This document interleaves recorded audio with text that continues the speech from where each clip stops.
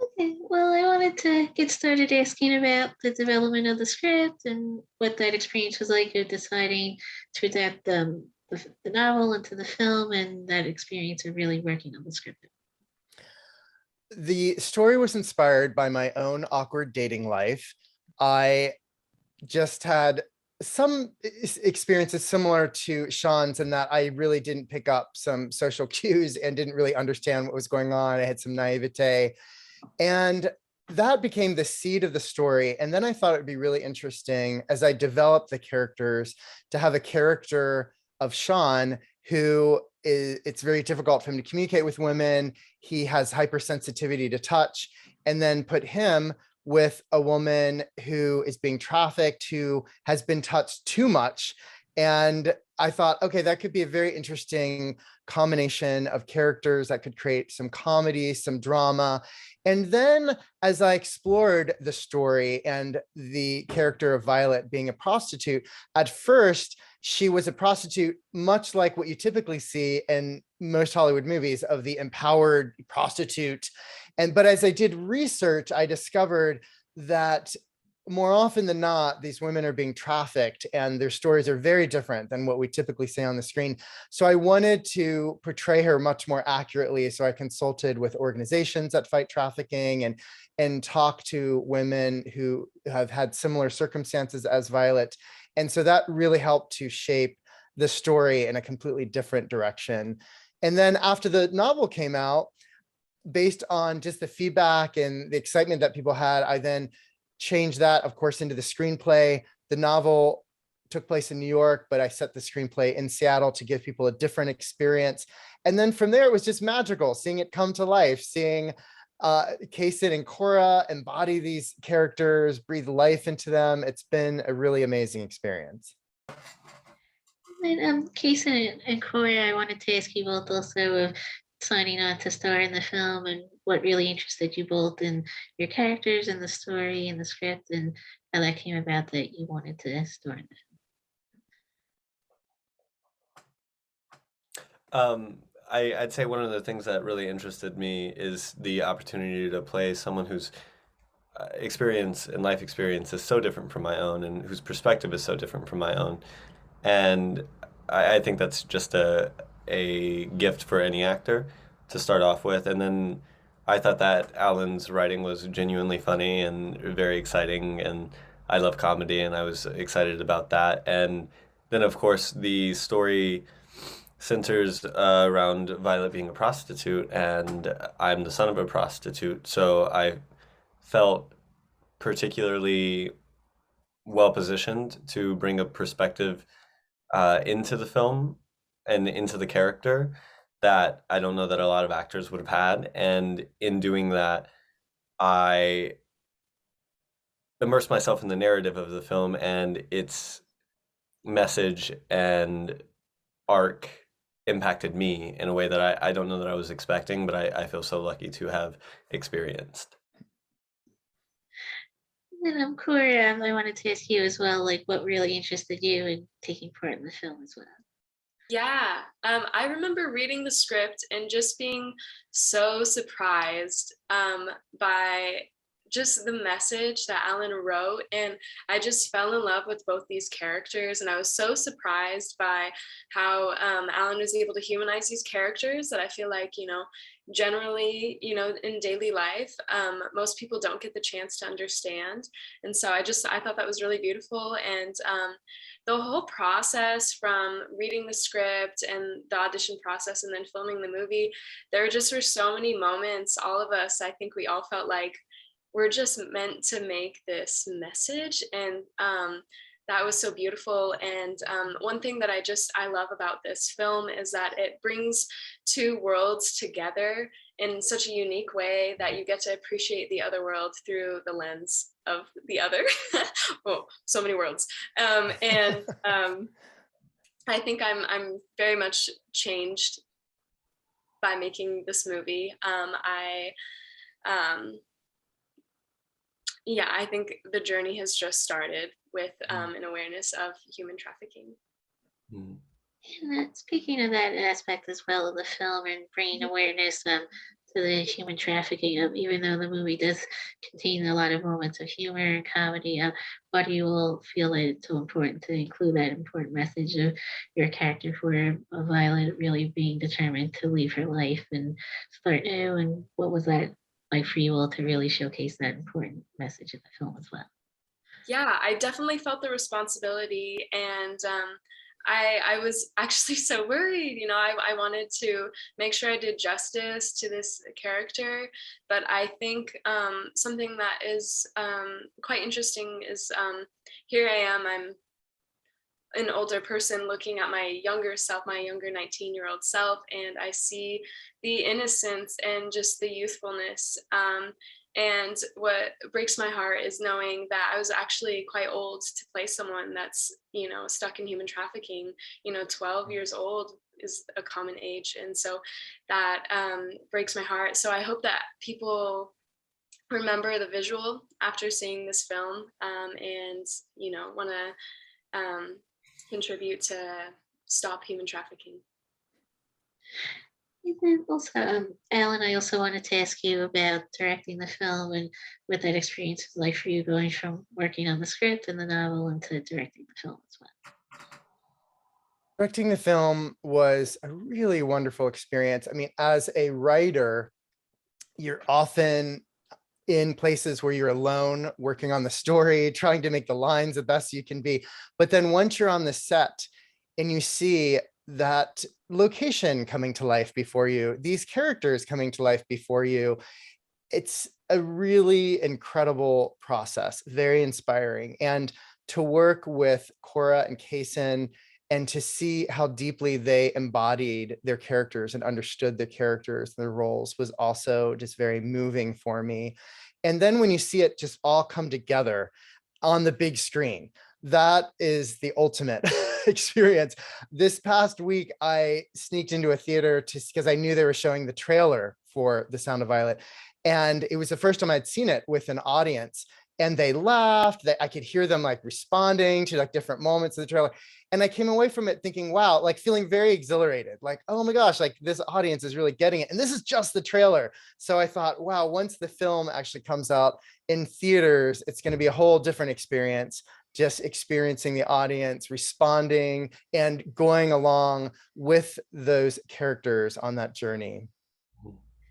And then also, I wanted to ask you all about once you, Carson, and Cora signing on to star in the film and maybe getting to rehearse or work together and developing the characters' relationship and what that experience was like of really collaborating together on the story as well.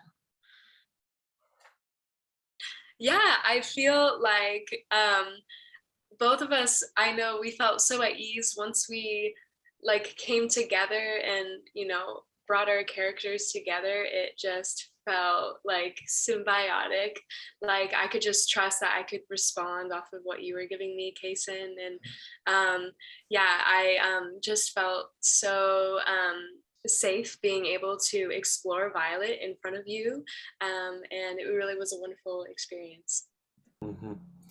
Yeah, Cora is such a talented actress to begin with, but beyond that, she's a really wonderful person and really fun woman to be around and exciting to rehearse with, like what you were saying.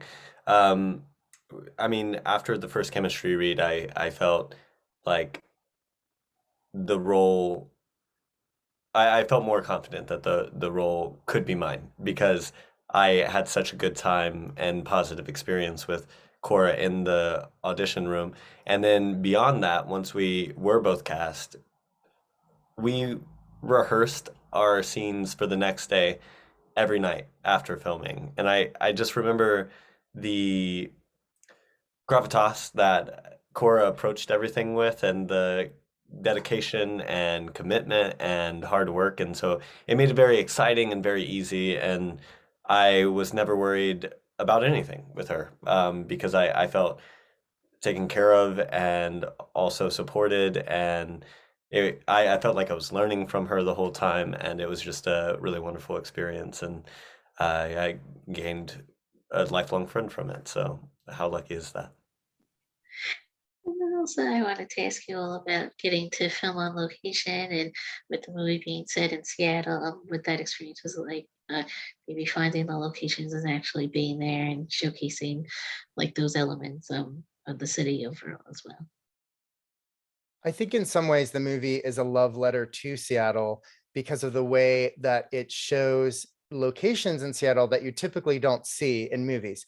Typically, movies will show the Space Needle and Mhm. maybe like a couple touristy spots, but we were able to film all over the city and even the suburbs as well. And to me, it brings to life the heartbeat of that city. You see uh, people in the city, you see locations, and I think to me, it adds a real texture and background that really helps the story come to life.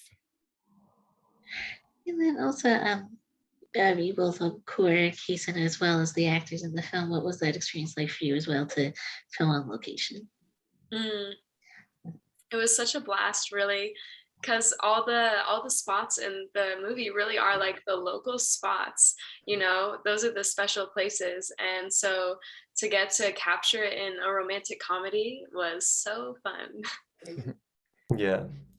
Seattle is one of my favorite cities that I've been to, and I felt so lucky to live there, and then to film a movie in the city as well on top of those things was truly an incredible experience. And I already loved the city very, very much. And in doing the film, I continued to deepen that love. And um, now I live in New York now, and I miss Seattle every day. And I feel so lucky that I have this film to sort of immortalize those memories for me. Years from now, I can look back and watch this, and I'll be taken back to the neighborhood that I actually lived in, and we filmed a scene in. So I think that's so special, and I feel so lucky, and it's a beautiful, beautiful place. Alan, I also wanted to ask you about producing the film as well and why you maybe decided to produce and what was that experience like during the production as well. I had many hats on with this movie, writing, directing, and producing. And you know what? It was out of pure necessity. I I couldn't find a lot of people who had the level of experience that I have had when I was in Seattle. And so I realized I just needed to take it on myself. And in a way, it was great because it meant that I could really help to shape the movie from start to finish, where I was in charge of hiring everyone. I was in charge of making sure all the locations are locked down and how much we have to spend on this day or that day. So there was no like fighting between the director and producer because we're the same. So it made for some really good communication for the writer, director, producer behind the scenes, but it ended up all working out really well. It was a lot. It was definitely a lot. I mean, at one point, because as a producer, my role is to make sure we have all the crew there that we need. And I remember there were some days I just didn't have crew in the morning, and so I was making breakfast for everyone. So I would just get there. I'm flipping pancakes, but you know what? That's just what the job took at that moment, and that's fine. It all worked out in the end. It's really so inspiring, Alan, how you put on so many different hats.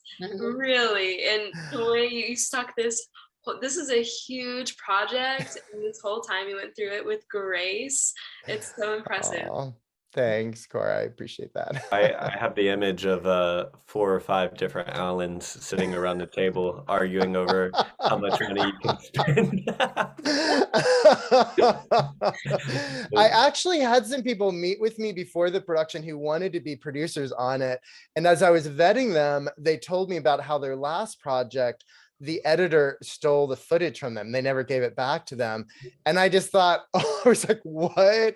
I just thought, oh, there's no way I can bring on these people because it's such a basic thing. So in the future, I would love to partner with folks in that realm, but it was a great and fun and very character building experience taking on all 3 roles with this film. So if there's any producers that like to flip pancakes, Call me up. And Also, I wanted to ask about the film coming out this week in theaters and what that experience was like as well, and deciding to go the theatrical release route, and also being able to now share the movie with audiences in theaters as well. Hmm. Well, my intention from the very beginning was for the movie to always come out in movie theaters. And I know that's kind of unusual these days, especially for rom-coms. You cannot go to the theater very often and see a romantic comedy. It just doesn't happen. So I wanted to give people that chance to see a romantic comedy in the movie theater again. But then I also wanted the movie to be immersive. Like, we shot it in widescreen, and so I wanted to open up, the scenes, the moments. And I think it's a much more powerful experience to be in a theater the movie is an hour and 47 minutes. Just be there uninterrupted. You're able to experience the characters, their journey. You're laughing, you're crying. It's an emotional experience. And it's also one that you're enjoying as well. So when you're watching something at home, you'll pause it. Maybe you'll watch part of it tonight, the other part of it the next night. But I wanted this to be just an experience that people could have an evening or in a day, and then talk about it with their friends, go out afterwards, have conversations. But the idea is always that this would be a theatrical experience. Okay, I think that was mainly it, but thank you all again for taking the time out to speak with me today. I appreciate it. Oh, absolutely. Thanks so much, Karen. You're welcome. Thanks again.